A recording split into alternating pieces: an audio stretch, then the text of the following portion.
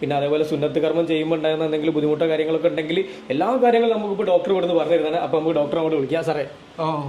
അപ്പോൾ നമ്മൾ കഴിഞ്ഞ വർഷം നമ്മൾ 178 സുന്നത്ത് ഈ വെക്കേഷൻ ടൈമിൽ ചെയ്തേക്ക്. ഇന്നിപ്പോ അവിടെ ചെയ്യുന്നത് 39ാമത്തെ സുന്നത്താണ്. ഇന്നിപ്പോ 1-ാം തീയതി. അപ്പോൾ ഈ സുന്നത്ത് എന്ന് പറയുമ്പോൾ പലർക്കും എന്തോ ഒരു വലിയൊരു ബേജാറായി വരുന്നൊരു അവസ്ഥ ഉണ്ട്. ഞാൻ പറയൽ കുട്ടികളെ ചിരിച്ചു കൊണ്ടുവരണം എന്നാ.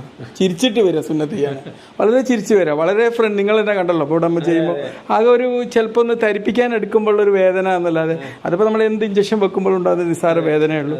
പിന്നെ ബ്ലീഡിങ് ഉണ്ടാവില്ല.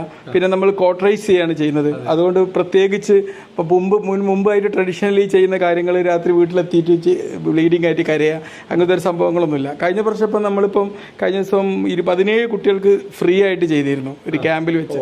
ആ 17 കുട്ടികൾ ആകെ 2 കുട്ടികളെ നമ്മൾ ഫോൺ ചെയ്ത് ചോദിച്ചിട്ടുള്ളൂ എന്തെങ്കിലും പ്രശ്നങ്ങളുണ്ടോ എന്നുള്ളത്. അപ്പം അത്രയും വളരെ കൂളായിട്ട് സിമ്പിളായിട്ട് ചെയ്യുന്നൊരു പ്രൊസീജിയറാണ്.